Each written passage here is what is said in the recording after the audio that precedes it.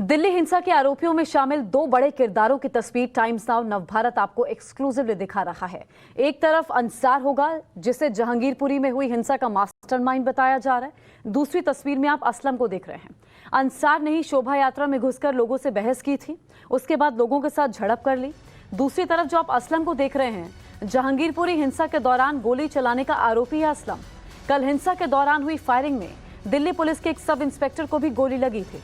हिंसा के दौरान 8 पुलिसकर्मियों समेत कुल 9 लोग जख्मी हुए थे। ये दो तस्वीरें जो आप देख रहे हैं, एफआईआर में भी इन दोनों के नाम है। अंसार मास्टरमाइंड है कल हुई हिंसा का, असलम वो शख्स जिसने फायरिंग शुरू कर दी थी और गोली दिल्ली पुलिस के सब इंस्पेक्टर को भी लगी थी। उनसे जब हम बात कर रहे थे तो उन्होंने बताया कि ऊपर से छत से पत्थर फेंके जा रहे थे।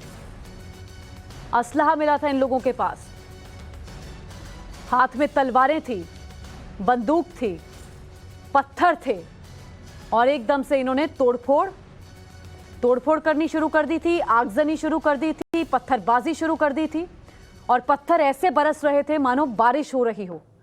दिल्ली के जहांगीरपुरी में कल हिंसा हुई। अब हिंसा करने वालों के खिलाफ दिल्ली पुलिस ने कार्रवाई तेज कर दी है। लेकिन कल जिस जगह हिंसा हुई, शोभा यात्रा पर पथराव हुआ, जहांगीरपुरी के उसी सी ब्लॉक जाकर हालात का जायजा लिया टाइम्स नाउ नवभारत ने।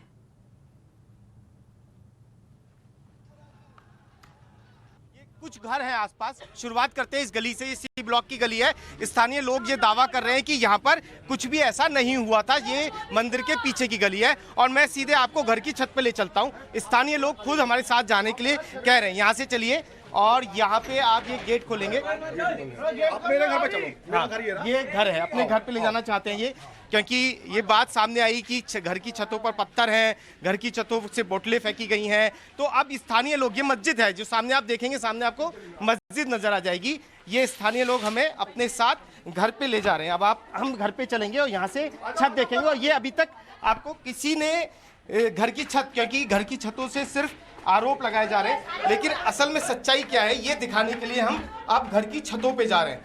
और तस्वीरें आप देखते रहिए।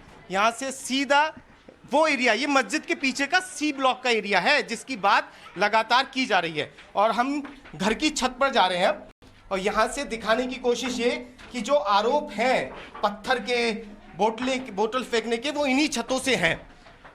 और ऊपर पहुँच रहे हैं। दूसरा मंजिल हमने क्रॉस कर लिए, तीसरी मंजिल पर जा रहे हैं हम। और ये आ जाती है छत। सबकी छतें साथ में लगी हुई हैं।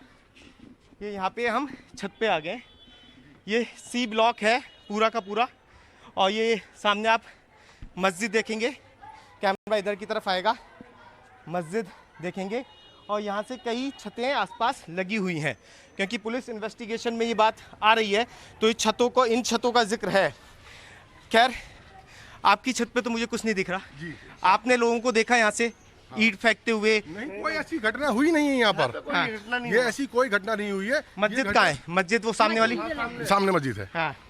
उस मस्जिद के निकलने के बाद में जब वहाँ से पब्लिक भागी है, हाँ। और वो लोग जब सारे इकट्ठा अपने मेजोरिटी उन्होंने वहाँ करी है जी ब्लॉक में जाकर के, उसके बाद में वहाँ से पत्थरबाजी स्टार्ट हुई है। ये जो ईंटें रखी हुई हैं, इनका तो जिक्र नहीं आया है क्या कि ये ईंटें टंकी बनाने के लिए मैंने ईंटें मंगवाई थी, ये रखी हुई है। इन ईंटों का तो कहीं जिक्र नहीं है।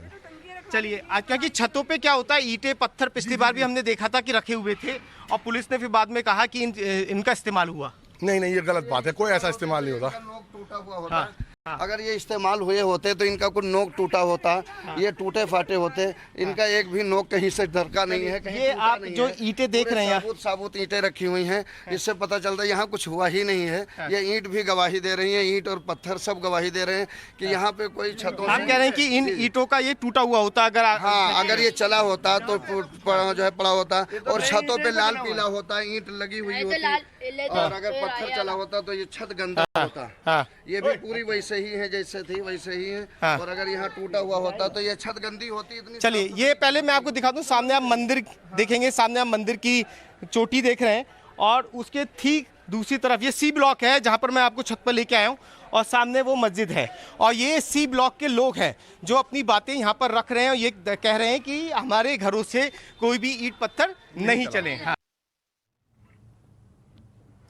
और अभी मेरे साथ 3 सहयोगी ग्राउंड जीरो से जुड़ चुके हैं। वरुण बसीन लगातार हमें पल पल का अपडेट दे रहे हैं। मोहित भी ग्राउंड जीरो से रिपोर्ट भेज रहे हैं। अनुज के पास मैं जा रही हूं। अनुज, अभी आप एएसआई से अरुण जी से बात कर रहे थे, वो कह रहे थे कि ऐसा ही लग रहा था कि ये साजिश के तहत इसे अंजाम दिया गया हो, क्योंकि इतना पत्थर सबके हाथ में होना, हाथ में तलवारें होना, डंडे होना, ये साजिश का हिस्सा लग रहा है, एकाएक नहीं हो सकता।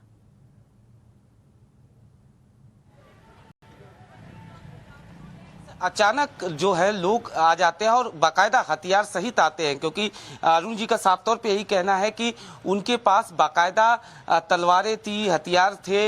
इतना ही नहीं, जो पत्थर जिस तरीके से बरसाए जा रहे थे और चारों तरफ से पत्थर बरसाए जा रहे थे, न सिर्फ छतों से बल्कि गलियों से जो लोग आ रहे थे, जो सड़कों से लोग आ रहे थे, इतना पत्थर, उनका ये कहना है कि इतना पत्थर आखिरकार कैसे इनके पास आया। तो निश्चित तौर पर ये इशारा कर रहा है कि कहीं ना कहीं ये साजिश का हिस्सा हो सकता है। हालांकि इस बात की जांच की जा रही है और जिस तरीके से आरोपी जो पकड़े गए हैं उनके जब आपराधिक रिकॉर्ड खंगाले जा रहे हैं, तो उससे भी कहीं ना कहीं इशारा कर रहा है कि ये एक साजिश का हिस्सा हो सकता है। असलम पे पुराने मामले दर्ज थे। अंसार की बात करें, उसके बारे में बताया जा रहा है कि उसके ऊपर भी आपराधिक मामले दर्ज रहे, हालांकि अभी तक उसके आपराधिक हिस्ट्री को खंगाला जा रहा है। तो निश्चित तौर पर ये एक साजिश का हिस्सा हो सकता है, इससे नकारा नहीं जा सकता। हालांकि अभी इस बात की जांच की जा रही है, लेकिन जिस तरीके से अरुण कुमार बता रहे थे, चूंकि ये उस वक्त वहां पे मौजूद थे और इनकी गाड़ी पीछे थी, हालांकि जैसे ही हिंसा भड़की ये बीच में गए, बचाने की कोशिश करने लगे। इसी दौरान जो हमलावर थे, जो लगातार उपद्रवी जो थे, वो पुलिस को भी नहीं बख्श रहे थे, पुलिस पर भी वो लगातार पत्थर बरसाए जा रहे थे। यानी कहीं ना कहीं ये एक प्लानिंग, एक साजिश का हिस्सा हो सकता है। बहरहाल अब जांच की जा रही है, जो तमाम आरोपी हैं उनसे पूछताछ की जा रही है। अभी इस मामले में कई और लोगों से पूछताछ की जा रही है और जल्दी इस मामले में और गिरफ्तारियां हो सकती हैं। पुलिस बल जो है वो मौके पे मौजूद है, लगातार मामले की इन्वेस्टिगेशन जो है बिल्कुल 10 टीमों का गठन किया गया। आमिर, अंसार, असलम, जाहिद, शहजाद, मुख्तियार समेत 14 लोगों की अरेस्टिंग हो चुकी है। मोहित के पास में जारी। मोहित, आपके वहां से अभी क्या तस्वीर है, मौजूदा हालात क्या हैं, क्या अभी भी फोर्स की गश्ती चल रही है, क्या स्थिति है वहां भी? जोशना, देखिए मैं अभी थाने में मौजूद हूँ और थाने में काफ़ी पुलिस बल को तैनात किया गया और थाने के अंदर ही जो 14 आरोपी हैं उनमें से कुछ आरोपियों को रखा गया है जिनका मेडिकल चेकअप अभी कराना है। खुद एसीपी जो है वो मौके पर हैं, जो पूरी उनकी निगरानी के अंदर जो सारे आरोपी हैं उनको भी रखा गया है। इसके अलावा जो आरोपी हैं उनके परिवार के लोग भी यहाँ पर मौजूद हैं और जो लगातार अपने लोगों से मिलने की कोशिश कर रहे हैं। जो असलम गिरफ्तार हुआ है उसकी भाभी हमारे साथ हैं, आइए इनसे बात करते हैं। क्या नाम है आपका? मनु जी, असलम को गिरफ्तार किया गया, असलम पे आरोप है कि असलम ने ही फायरिंग की है और उसके पास से पिस्टल बरामद हुई है, क्या कहना है आपका? उनका तो वीडियो होगा, घर से निकल लाया, सारा गली का आदमी आया असलम के लिए, पूछो इन सबको। असलम को घर से उठा के लाया ना। असलम के साथ उसके 2 भाई भी गिरफ्तार करे, तो कहीं ना कहीं वो लोग तो शामिल हैं। नहीं है, सारा रोजा रखा था, घर 3 बजे घर से उठा के लाया, वो भी दूसरा गली से। एक गली, हमारा गली में जो है वहाँ पे ताला लगा दिया, दूसरा गली से उठा के लाया। तो देखिए अभी जो विजुअल है, जो अधिकारी जो मेडिकल के लिए हैं उनको यहाँ से निकाला जा रहा है धीरे धीरे। और साथ ही जो असलम की जो भाभी है उनसे लगातार बात करते हैं कि असलम उस वक्त कहाँ पे थे जब ये पूरा झगड़ा हुआ था, जब हिंसा हो रही थी, असलम कहाँ पे मौजूद था? रोजा उस टाइम रोजे का टाइम था, शहरी का टाइम था, घर पे खा खेजूर और उसमें फल से रोजा खोल रहा था। वो झगड़े में उसको पता ही नहीं है जो झगड़ा हुआ। असलम पे पहले भी आपराधिक केस हैं, पहले भी गिरफ्तार हो चुका है, पहले भी उसको सजा हुई है। तो कोई सजा नहीं हुआ। तो उसको पहले जेल तो हुई थी, उसकी एफआईआर है। भाभी है, इससे भी पूछो। वो बेल पे आया है असलम, अभी जमानत पे चल रहा है असलम। हाँ। आप क्या लगता है असलम के? मैं उसकी देव भाभी हूँ। आपके भी पति गिरफ्तार है? हाँ। कौन, क्या नाम आपके पति का? तो क्यों आपके पति को गिरफ्तार किया है? मेरा पति को लेके आया घर से, हमें खुद को भी नहीं पता क्यों लेके आए।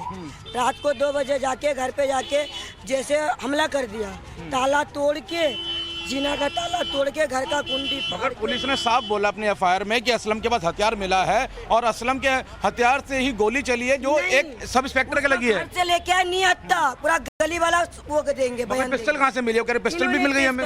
इन्होंने ही दिया।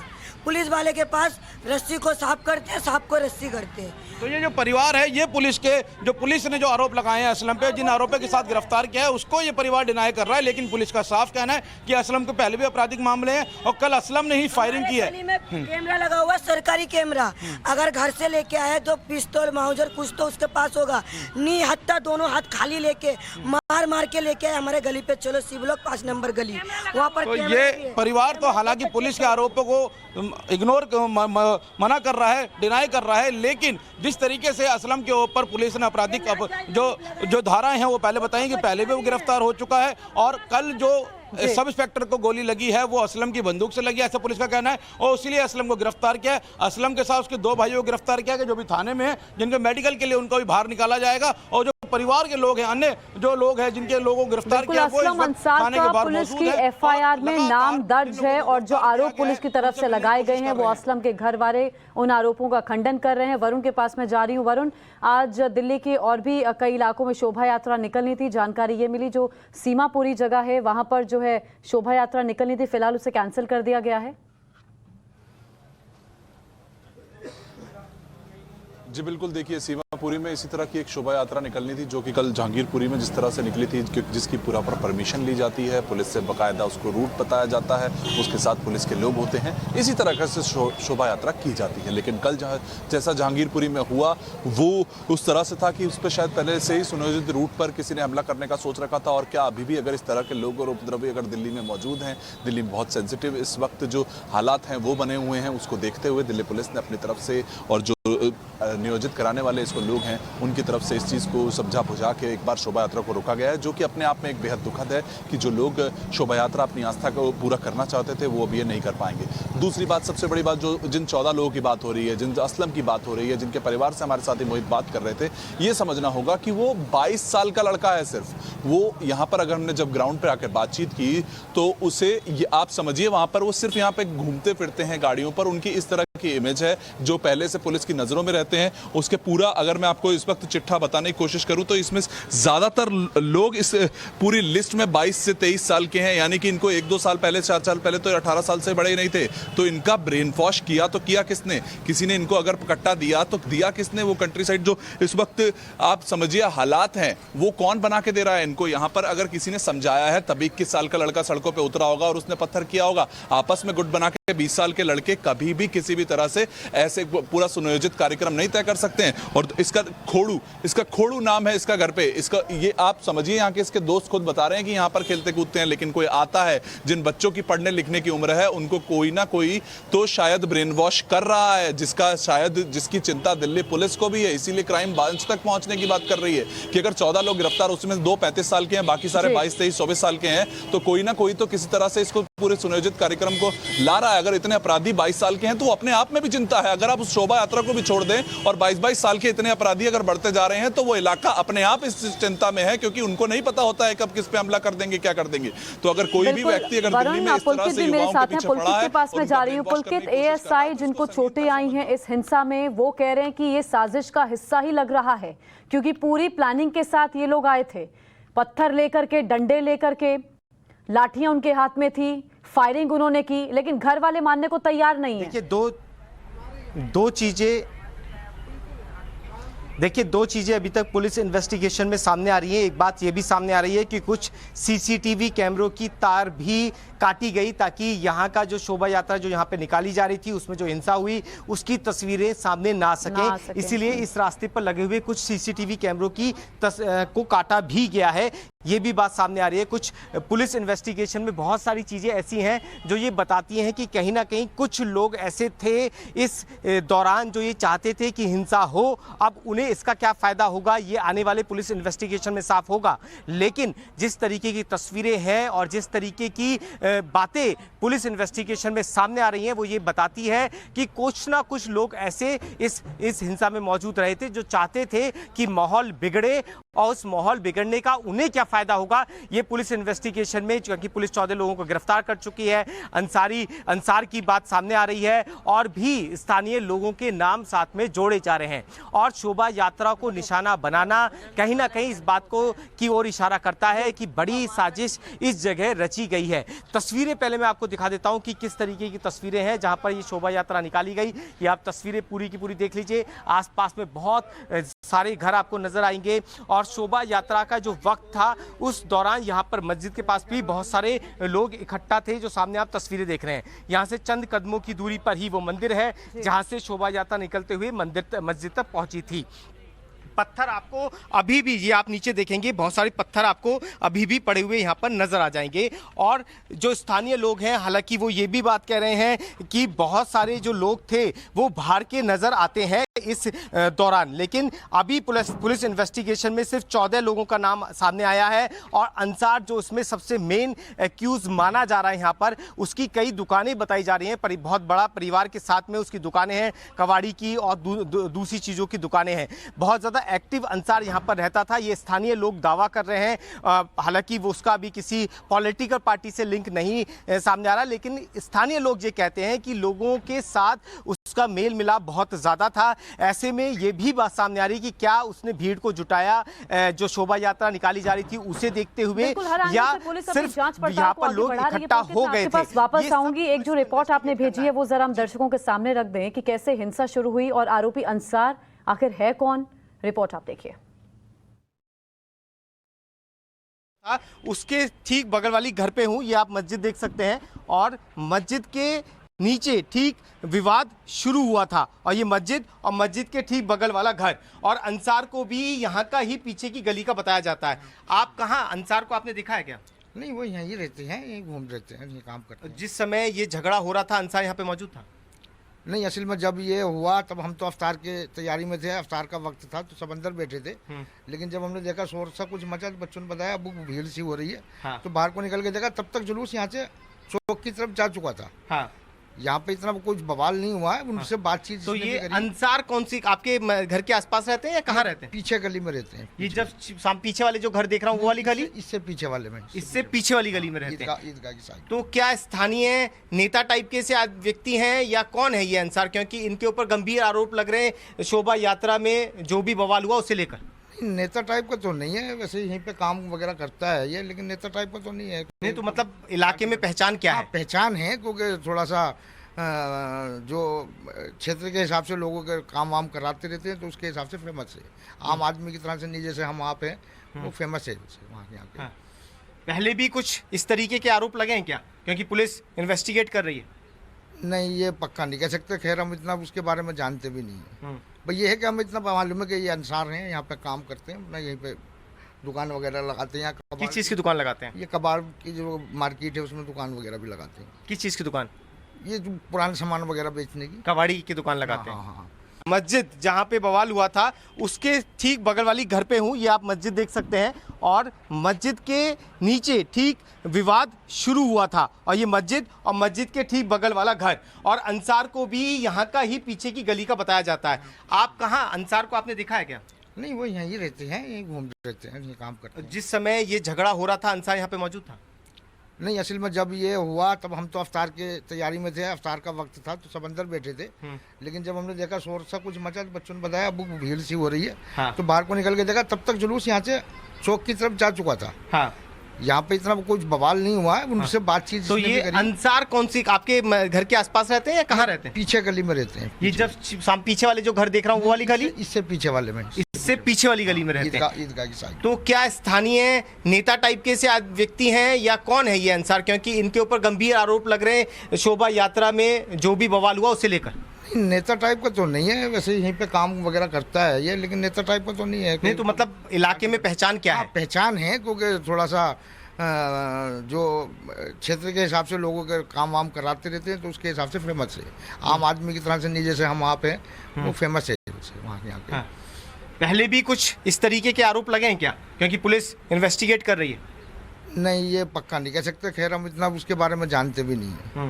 भाई ये है कि हम इतना मालूम है कि ये अंसार हैं, यहाँ पे काम करते हैं, यहीं पे दुकान वगैरह लगाते हैं। यहाँ किस चीज़ की दुकान लगाते हैं? ये कबाड़ की जो मार्केट है उसमें दुकान वगैरह भी लगाते हैं। किस चीज़ की दुकान?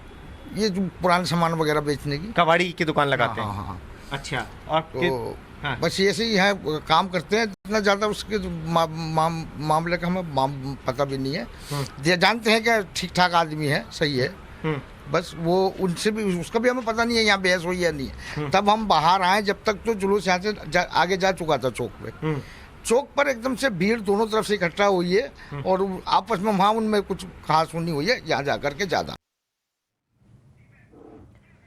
तो पुलिस की तरफ से शुरुआत में यही कहा गया था कि शोभा यात्रा शांतिपूर्वक आगे बढ़ रही थी, शांतिपूर्वक शुरुआत हुई थी शोभा यात्रा की। बीच में अंसारी आता है, बहस करनी शुरू कर देता है, पुलिस समझाने की कोशिश करती है, वहां सब सुलझ जाता है। सी ब्लॉक के मस्जिद तक जैसे ही पहुंचती है शोभा यात्रा, वहां पर एकदम से पथराव शुरू हो जाता है। पुलकित लगातार मेरे साथ बने हुए हैं। पुलकित, अभी आप बता रहे थे कि सीसीटीवी की तारें टूटी हुई हैं, सीसीटीवी टूटे हुए हैं, ऐसे में पहचान करने में एक बड़ी चुनौती होगी कहीं ना कहीं टीम के सामने।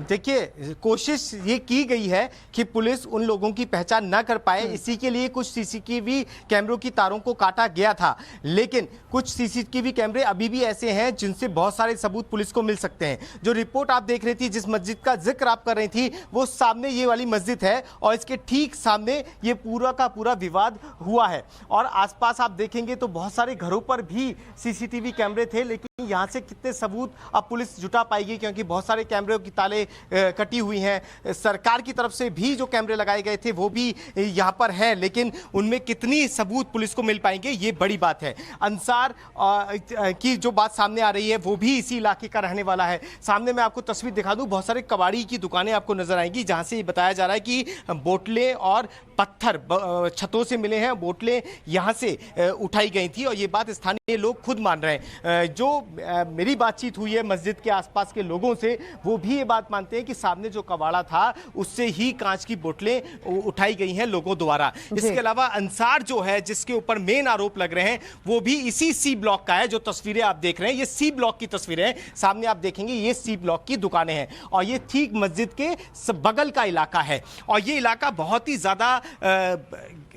ज़्यादा कंजेस्टेड एरिया है। यदि हम पीछे की तरफ जाते हैं जहाँ पे अंसार की दुकानें बताई जाती हैं, और बहुत पुराना व्यक्ति है अंसार यहाँ पर, उसके बारे में लोग जहाँ तक बताते हैं कि बहुत लोगों के साथ मेल मिलाप बहुत ज़्यादा है। स्थानीय यहाँ पर जो इलाका है उसमें बहुत ज़्यादा उठ बैठ है उसकी। ऐसे में उस व्यक्ति का यहाँ पर होना शोभा यात्रा के दौरान इस ओर इशारा करता है कि क्या ये कोशिश की जा रही थी कि यहाँ पर भीड़ को शोभा यात्रा के खिलाफ इकट्ठा किया जाए और बवाल जो हो उसमें कुछ फायदा उठाने की कोशिश क्या अंसार या उसके ही कुछ लोगों की थी, ये पुलिस अब इन्वेस्टिगेट कर रही है। उसकी वजह साफ है कि जब दिल्ली दंगे पहले भी हुए थे तो उसमें भी ये बात सामने आई थी कि किस तरीके से पहले से प्री प्लान तरीके से छतों पर पत्थर रखे गए थे, बाकायदा गुलेल टाइप की चीजें बनाई गई थी छतों पर ताकि आस पड़ोस में हमला किया जा सके। अब पुलिस ठीक उसी तरीके से इन्वेस्टिगेट कर रही कि क्या यहां पर भी जो प्लानिंग थी वो पहले से की गई थी, क्योंकि स्थानीय लोगों को या इस इलाके के बहुत सारे लोगों को पता था कि शोभा यात्रा यहां से निकाली जाएगी। सी ब्लॉक जहां पर मैं खड़ा हूं यहां से ही शोभा यात्रा को निकालते हुए आगे से ले जाना था और पूरी इस ब्लॉक के चारों तरफ निकालना था। यहां पे तमाम तरीके के लोग रहते हैं, हिंदू रहते हैं, मस्जिदें हैं, मंदिर हैं, गुरुद्वारे हैं, तो इस तरीके के तमाम लोग यहां पर रहते हैं। तो ऐसे में क्या पहले से तैयारी की गई कि शोभा यात्रा जब यहां से निकाली जाए तो उसे टारगेट किया जाए, उसमें बवाल हो? इस पर पुलिस का इन्वेस्टिगेशन चल रहा है। अंसार एक बड़ा नाम जो इस इलाके का है वो अभी तक सामने आ चुका है, उसकी गिरफ्तारी हो चुकी है, उससे पूछताछ की जा रही है, स्थानीय लोगों से जांच आगे बढ़ाई जा रही है कि क्या अंसार ने ही यहां पर लोगों को इकट्ठा किया शोभा यात्रा के खिलाफ। बिल्कुल, दिल्ली पुलिस ने कहा है कि जिसे गिरफ्तार किया गया है वो आदतन अपराधी है। असलम अभी जमानत पर बाहर है, उनके घर वाले मानने को तैयार नहीं है। वो कह रहे हैं घर से जबरदस्ती खींच करके असलम को लेकर आए। अगर ऐसा कुछ होता तो उसके हाथ में हथियार होता, बंदूक होती, लेकिन वो खाली हाथ था। मैं वापस पुलकित आपके पास आ रही हूं। जहांगीरपुरी हिंसा पर दिल्ली पुलिस का इस बीच बयान आया है। हालात पूरी तरह से कंट्रोल में है, ये डीसीपी ने कहा है। इलाके में पर्याप्त पुलिस बल की तैनाती है, ये डीसीपी कह रहे हैं। इलाके में लॉ एंड ऑर्डर बहाल किया गया है, किसी को कोई दिक्कत नहीं हो रही है, किसी चीज पर कोई पाबंदी नहीं है, लोग आराम से घर से बाहर निकल पा रहे हैं। आवाजाही वहां पर पहले जैसी है, लेकिन वहां पर पुलिस बल की तैनाती है जो जरूरी भी अभी एहतियातन। 10 टीमें बनाई गई हैं। पुलिस इस पूरे हिंसा से जुड़े मामले की पड़ताल कर रही है। गिरफ्तारियां भी हो चुकी हैं, कुछ लोग कस्टडी में लिए गए हैं। कड़ी धाराओं में ये मुकदमा आगे चलेगा।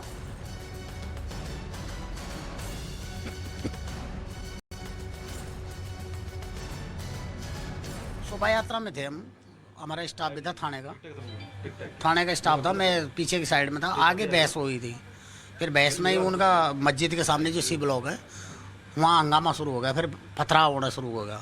लेकिन उसमें स्टाफ भी आ गया तो उनको दोनों को समझा के आगे ले गए, दोनों को अलग अलग करवा दिया। और पुलिस ने आगे घुस के जो हनुमान जयंती वाले थे, शोभा यात्रा वाले, वो उनको पीछे कर दिया जी ब्लॉक साइड में, दोनों साइड में हो गए। बाद में फिर हम कुशल चौक तक पहुँच गए, वहीं पास में कुशल चौक है। फिर वहाँ ऐसे लग रहा था शांति हो गई थी, लेकिन बाद में फिर पब्लिक आई। कुछ ऊपर से पत्थर आ रहे थे, कुछ सामने से आ रहे थे, कोई तलवार लेके था, कोई डंडे रॉड लेके। तो जिस वक्त ये आप पे बुलेट की इंजरी हुई उस वक्त आप कौन से ब्लॉक में मौजूद? ना वो कुशल चौक पे ही थे। जब बाद में आगे आ गए थे ना, कुशल चौक के ऊपर ही हुई थी, जो सामने सी ब्लॉक साइड से फायर हुए थे, 7-8 फायर हुए थे। तो आपने देखा कहाँ से गोलियां जब आ रही थी?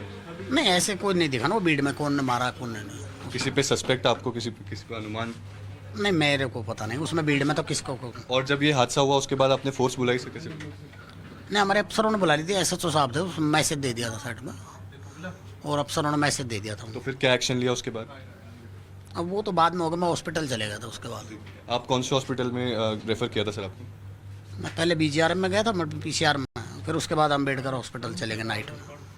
अच्छा, और ये जब घटना हुई इस वक्त किसी के आपने चेहरा देखा हो किसी का कि ये जो फायर कर रहा है? एक नाम भी सामने आया है जिसका नाम अभी चल रहा है काफ़ी सुर्खियों में, उसमें आप? उसके बाद सारी रात जो इंटायर दिल्ली पुलिस की जो टीम है और नॉर्थ वेस्ट डिस्ट्रिक्ट की टीम है, इसने काम किया और हमने जो एसेलेंट्स हैं, जो एग्रेसर्स हैं, जो दंगाई हैं, उनका हमने आइडेंटिफिकेशन किया और अब तक हमने 14 दंगाइयों को गिरफ्तार किया है। उसमें जो मेन सरगना है वो भी इन्वॉल्व है, और दूसरा जिसने गोली चलाई थी उसको भी हमने गिरफ्तार किया है, और जो वेपन ऑफ ऑफेंस है उसको भी हमने रिकवर किया है। इसके अलावा जो इलाके में जो भी मौजूद लोग हैं और तमाम जो सिटीजन्स एंड नागरिक हैं, उनके साथ हम कॉन्टिन्यूअस कम्युनिकेशन में हैं। आज DCP नॉर्थ वेस्ट ने एक अमन कमेटी, पीस कमेटी की मीटिंग ली है, जो 3 थाना क्षेत्र का इलाका लगता है यहाँ से, उन सभी लोगों को बुलाकर उनके साथ हमने पीस कमेटी की, अमन कमेटी की मीटिंग की है, जिसमें हमने उनसे ये दरख्वास्त की है, उनसे हमने ये रिक्वेस्ट किया है कि इलाके में ये पैगाम दें कि हमें शांति बनाए रखना है, हमें सौहार्दपूर्ण वातावरण बनाए रखना है, और अगर कोई किसी भी तरह की संदेह या कोई इस तरह का कोई भी अगर सस्पिशियस एक्टिविटी अगर इलाके में या अंदर में या कोई ग्रुप आपस में बातचीत करता है या कुछ होता है, तो इसकी सूचना पुलिस को दें, और जो इन्वेस्टिगेशन है और जो ड्यू लीगल एक्शन है वो प्रोफेशनल और फेयर तरीके से हम दो सवाल है। पहला, इसमें मुख्य अभियुक्त कौन है? दूसरा ये कि क्या जांच जो है लोकल पुलिस करेगी या क्राइम या सेल को? जो सरगना जो आपने बोला कि सरगना पकड़ा गया है, वो कौन है? देखिए, FIR में जो नामजद अभियुक्त है उसको हमने अरेस्ट किया है। हाँ, एक बात अंसार एक बात, और दूसरी चीज, चूंकि ये अभी इन्वेस्टिगेशन चल रहा है जी, किसका क्या रोल है, क्या बात है, क्या कॉन्स्पिरेसी है, क्या बातें थी, और कितने लोग हैं, और बहुत सारे लोगों का आइडेंटिफिकेशन चल रहा है, और जो न्यूएंसेस हैं अपराध के, जो अप्रिय घटना जो हुई है, अनफॉर्चुनेट इंसिडेंट हुआ है, उसके तमाम न्यूएंसेस के ऊपर हम कार्रवाई कर रहे हैं, उस पर हम काम कर रहे हैं। लोकल पुलिस करेगी इन्वेस्टिगेशन या फिर क्राइम या फिर सेल को? देखिए, अभी एज फार एज हमारा बड़ा फोकस्ड काम है, और अभी जो नॉर्थ वेस्ट डिस्ट्रिक्ट पुलिस इसका इन्वेस्टिगेशन, इसकी विवेचना कर रही है, और वो असलम और अंसार के बारे में अरे एक मिनट पूछ तो बोल तो लें तो यार, वो हम कर रहे हैं जी सर। सर, जो